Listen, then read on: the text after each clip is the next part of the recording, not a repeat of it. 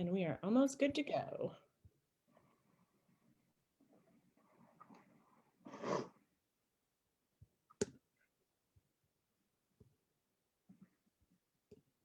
All righty, we are live. Hello, Facebook family, and welcome to the Word Among Us interview series. This is our third go at it, and we are just interviewing inspiring people and learning a little bit more about them and what they're working on. Today, we are very special because we have a wonderful human. She is a speaker, a retreat leader, an award-winning author, and welcome, without further ado, Liz Kelly. Thank you so much for being here. Thanks for having me. It's really fun. Oh, good, of course. So Liz, you are a native Minnesotan. Correct. Where are you joining us from today? I am back in Minnesota after living all over the country and all over the world to some degree. I lived in Alaska, I lived in California, I lived in Vermont, I lived in Boston. I bounced around quite a bit, lived in Rome for a little while. I moved back to Minnesota about 2006, and I've been here ever since. Very nice. Mm-hmm. Which is your favorite out of all those places? Oh, it would be really hard to pick just one, but Rome can't be topped for a whole host of reasons. Alaska can't be topped for a whole host of reasons. But I really like being back in Minnesota, mainly because I'm just close to my mom and dad. They're going to be 93 and 88 next month. Oh, Still going strong. So it's awesome to be able to spend time with them. And my brother's here, who's a priest. And so it's really nice to be able to spend time with him. My other brother's here. All four of my sisters are spread out, but yeah. wow, that's awesome. So you have two brothers and four sisters? Mm-hmm. And where do you fall in the birth order? I'm 6 of 7, and I just wrote about this for my Father's Day column that my brother Joe, my older brother Joe, was really hoping I'd be a boy. He was just dying for a brother, dying for a brother.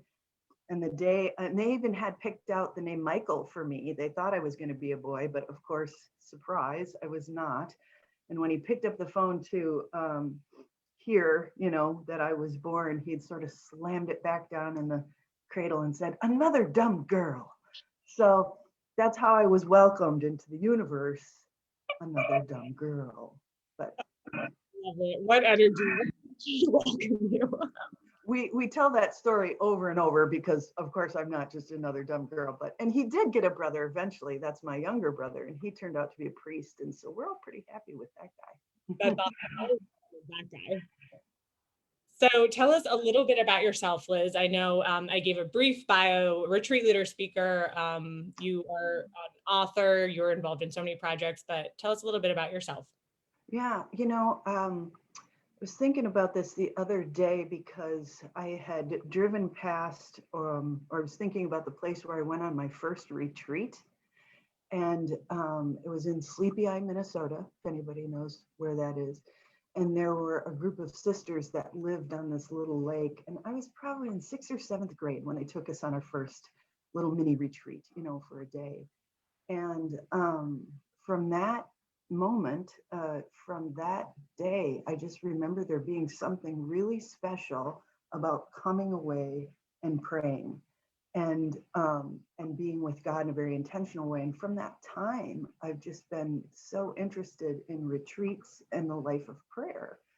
And I was on the retreat team in high school and all that.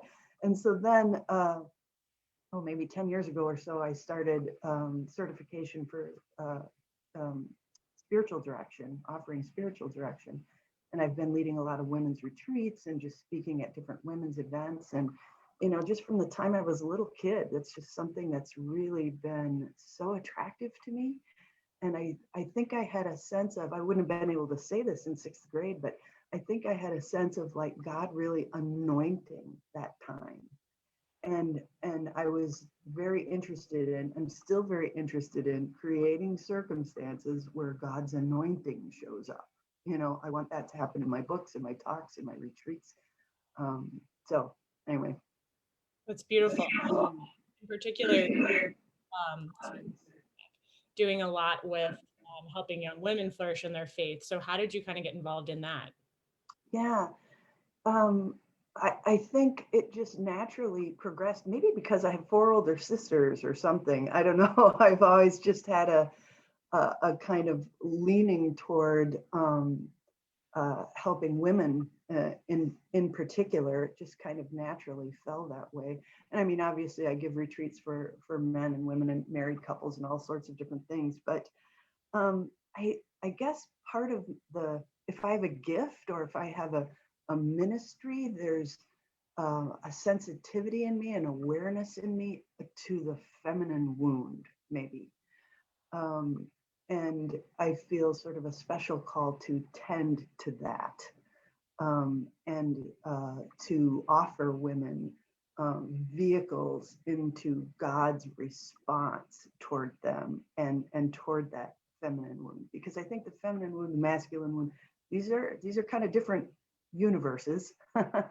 And yeah, I was just always very attracted to that, very aware of it. And again, maybe because I have four older sisters and I just grew up with a lot of estrogen in the house. So did I.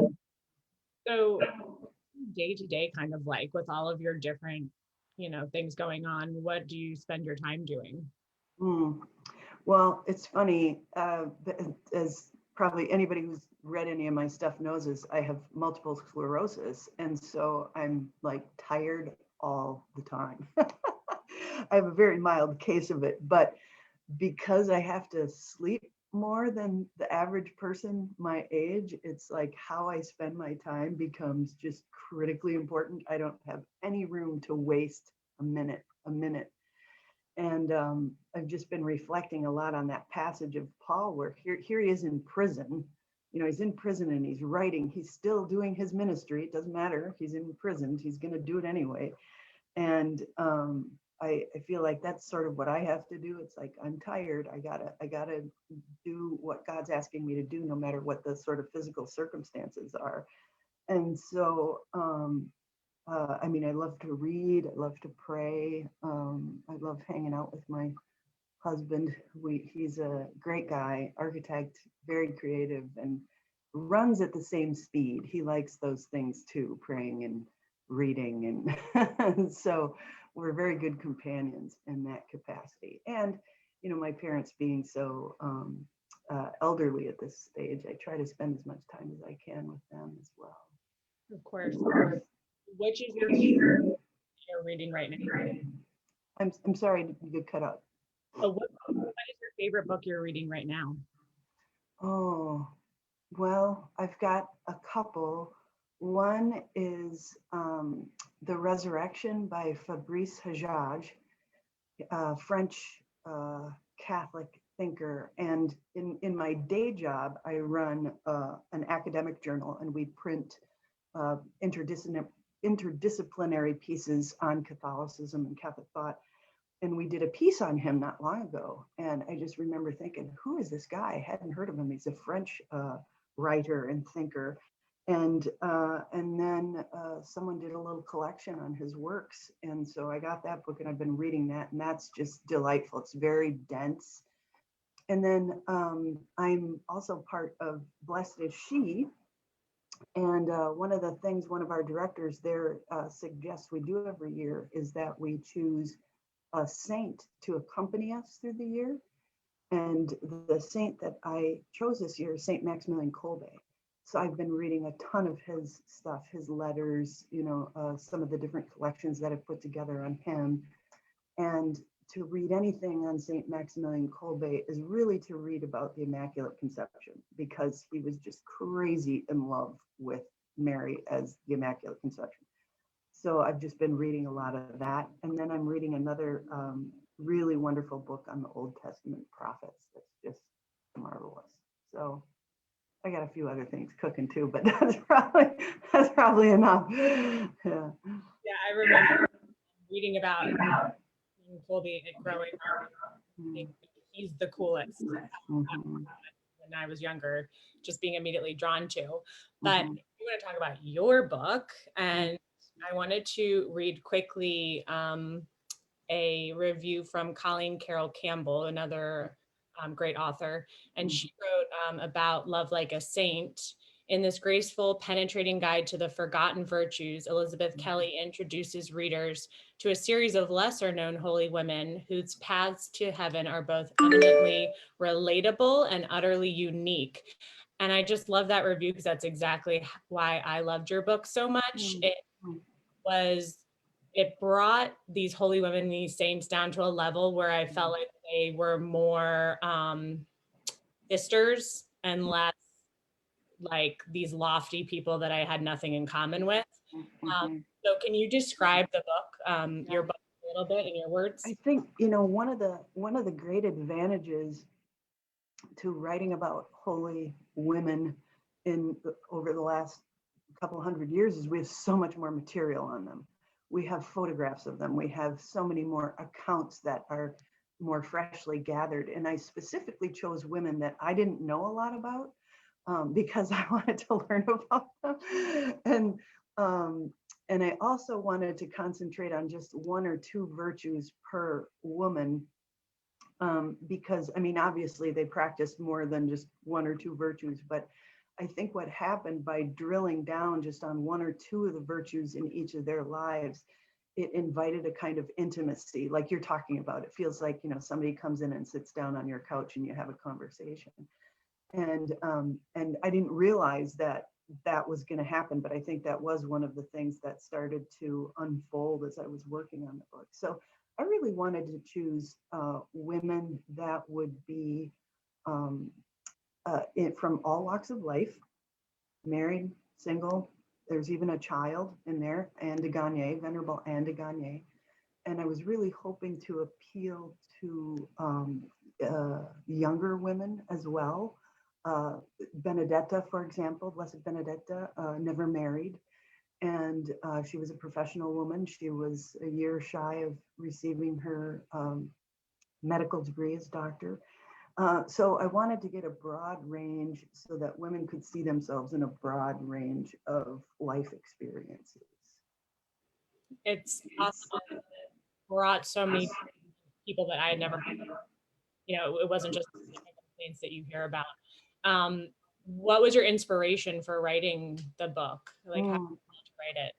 Yeah, when I first started Spiritual Direction School, we were using a volume on the virtues that had been written by this very holy priest. He's since deceased. His name is Father John Wickham. And he wrote just a little introduction to the virtue, and then he offered all of these different verses from scripture to pray about receiving that virtue. And the first minute I held that book, I was like, boy, I really want to write this book. I want to write it for women, but I want to include stories about the virtues and not just commentary on the virtues. And so that's where the idea got plopped into my head. And so I think I've been sort of collecting ideas about it for, probably 10 years. And then when COVID hit, like so many speakers and retreat leaders and things, all my work dried up in about 3 days. I suddenly had all this time on my hand. And, it's exactly like Paul in prison. Well, your ministry doesn't stop because there's a pandemic. It doesn't stop because you're in jail or there's an economic crisis or whatever. You still have to continue on. And so that was one of the things that I was able to do then during that COVID break, is really start to concentrate on the research that I had been doing on that. So it was a very fruitful year for me in COVID, thank the Lord. COVID has, it really elevated everything important in a good way, like your research, and it gave a lot of people the opportunity to do things that they wouldn't have before. So it's nice to get that silver lining and have time to be able and sit down and write. What is your writing process? Do you have a process that you go through book? Yeah, it's interesting.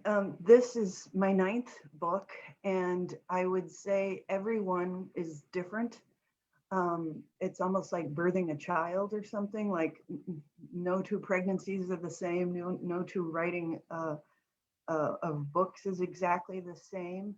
I would say that I had a kind of confidence in that I knew my own littleness in writing about a saint. Writing hagiography is really a sacred task. And one of my favorite things to do, just generally speaking, and what I did a lot of when I was freelancing was biography, features of biography. So I love to interview people and try to capture their life. And that's a really sacred task, to try to capture someone in, 1,000 words or whatever it is. And so just magnify the sanctity of that process when you're trying to talk about somebody who's really holy, and not wanting to fall into the temptation to sentimentalize them. I think that's kind of the balance, is you want to present a very honest picture.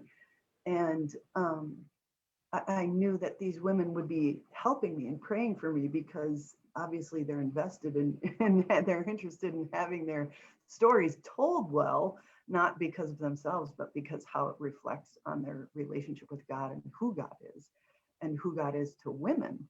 And I think there's just a real hunger for a deeper sense of the life of holy women, to make that a little bit more accessible. If that makes sense. So yeah, my writing process with this was a lot of like, okay, Blessed Benedetta, you got to help me pull out what's the most important stuff.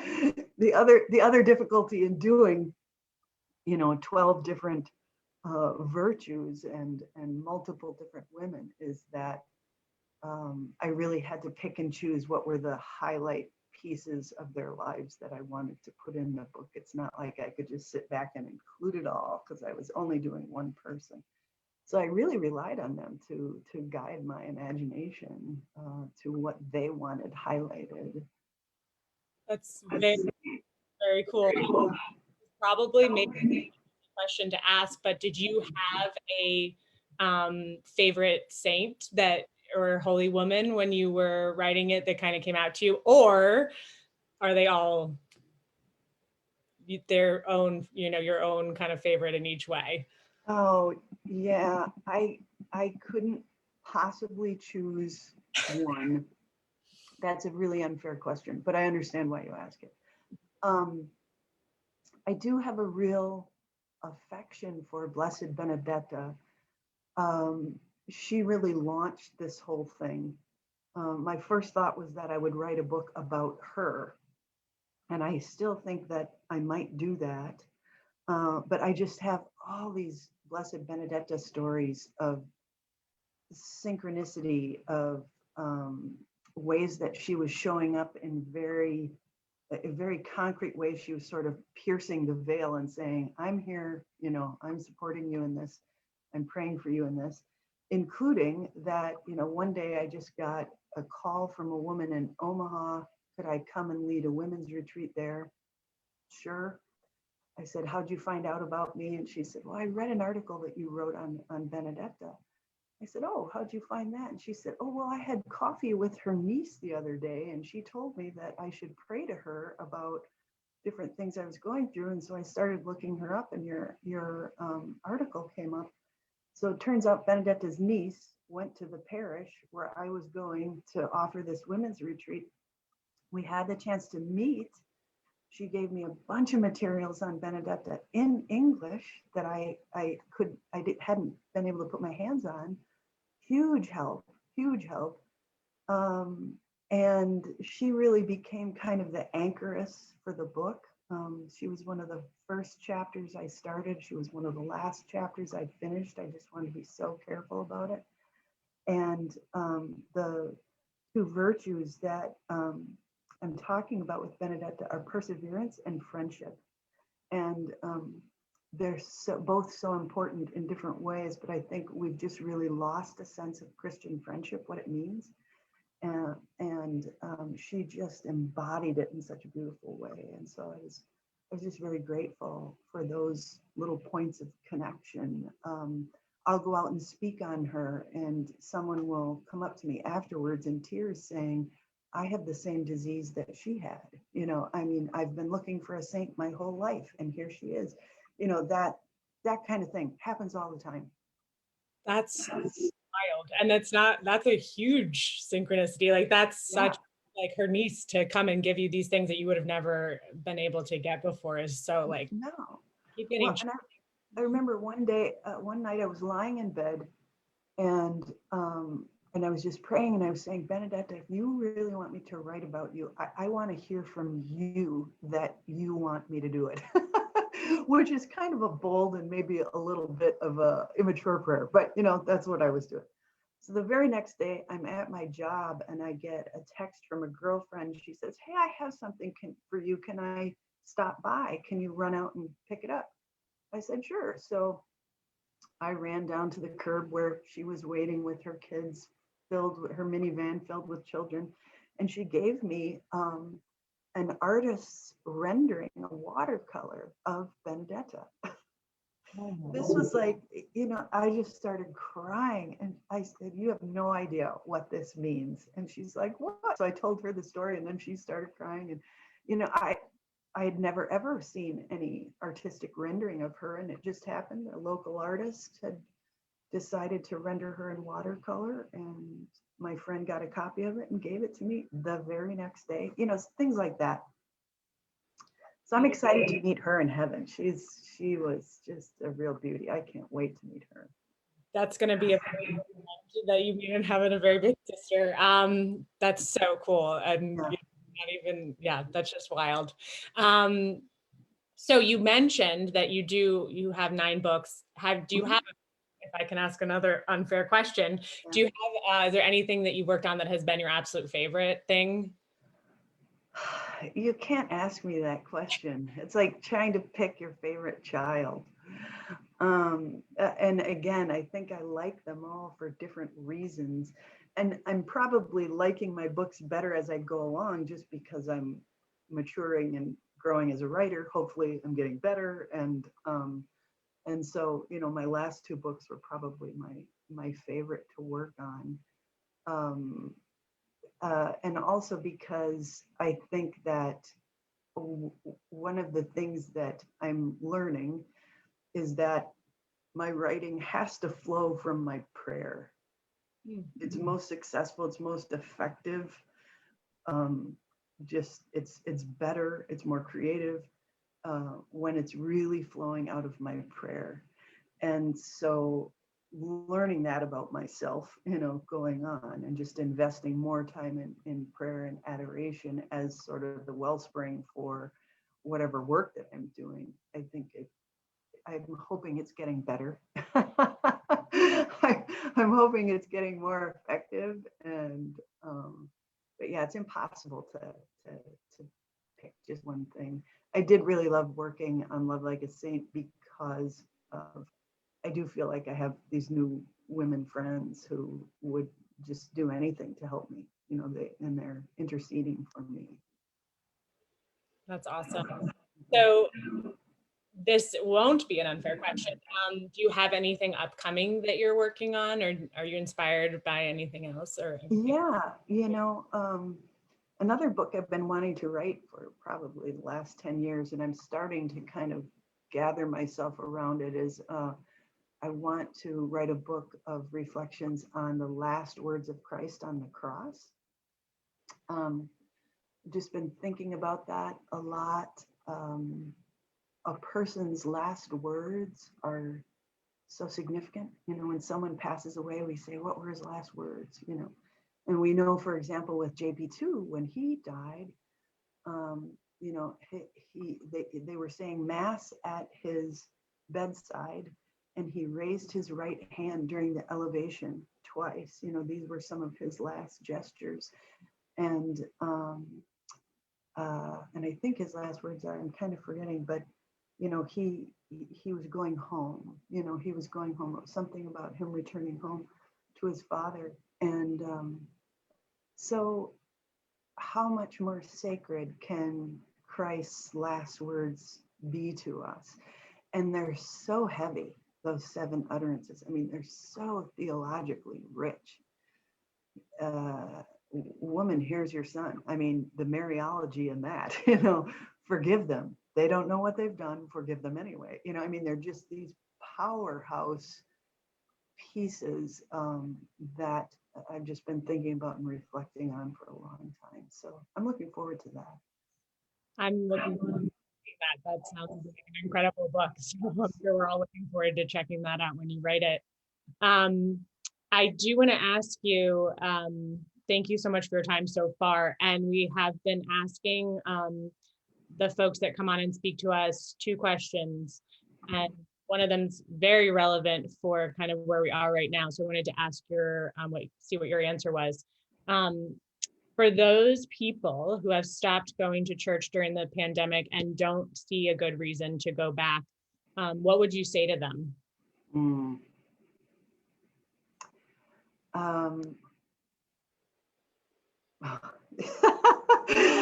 That's actually kind of a really heavy question. If that, I guess I would invite them to consider what they imagine is happening at the Mass. And if they could consider what is actually happening at the Mass, and they understand what's happening at the Mass, I don't think you could keep them from the Mass. People would be beating down the doors. So if there isn't that pull to return, maybe there's an opportunity there to look at your own understanding of what the Mass is, and there's so much good material online. You can just type in probably what is the Mass, and you're going to get Bishop Barron and Father Gallagher, and all the greats are going to pop right up and tell you what's going on at the Mass. But it is such a profound encounter. And I tell people this all the time. I say, if people understand the Blessed Sacrament and they understand the priesthood, Catholicism is irresistible. If you really begin to understand what those 2 pieces are, it is absolutely irresistible. And so if it isn't irresistible to you, I would ask, do you really know what those 2 pieces are? And would you be willing to take a peek at some of the information that's out there and really pray with it and open your heart to it? I would challenge them that way. That's a great answer. Take up on that. If you don't Google Blessed Sacrament, Google priesthood, Word Among Us has a lot of good information and resources on that as well. So There you go. a great answer. The second question is from James Lipton's Inside the Actors Studio. And I know, Liz, you or are an actress at some point. So I don't know if you've checked out Inside the Actors Studio, but he asked this great question that I love. And it is, what would you like to hear God say when you arrive at heaven? I wasn't ever an actress, but I was a singer. So there's a stage element for sure. Outside of just hearing him say my name, I just think that would be such an intimate thing. I'd really like to hear Jesus sing. There's this great moment when he's getting ready to go to the cross and they've finished the Last Supper and they're leaving to head to the garden and they leave singing. And I've just always been very intrigued by that moment. I'd love to know what that song was that was leading him on his way to Calvary. I think that'd be really beautiful. I love that answer. I haven't ever heard someone answer that way. So that's awesome. Hear Jesus singing would be, I imagine, the most beautiful noise in the world. So right, yeah. Well, Liz, we are just at about 1 o'clock. So I wanted to thank you so much for joining us. And if you could remind everybody out there who would like to read, it's an incredible book. Your latest book, Love Like a Saint, Cultivating Virtue with Holy Women. Where can they get a copy? Well, certainly at Word Among Us Press or my website, lizk.org. There's a lot more information about where I'm speaking and where I'll be traveling and things like that there. So they could definitely check that out. Very cool. So everyone, we are so grateful to have Liz today. And yes, check out bookstore.wau.org. Her book, Love Like a Saint, is up there. You can always go on Amazon as well. and type in Love Like a Saint Liz Kelly, it will pop up immediately. So Liz, thanks so much. I wanted also to remind everyone we have our next Facebook Live is July 15th, and it's going to be with Josh Danis. He's the author of Living the Fruit of the Spirit. And so same time, same place, 12:30 p.m. Eastern Standard Time. Liz, thanks again. It was awesome to meet you a little bit more intimately. And I hope you have a great rest of your day. Thank you. You too. Bye, Liz.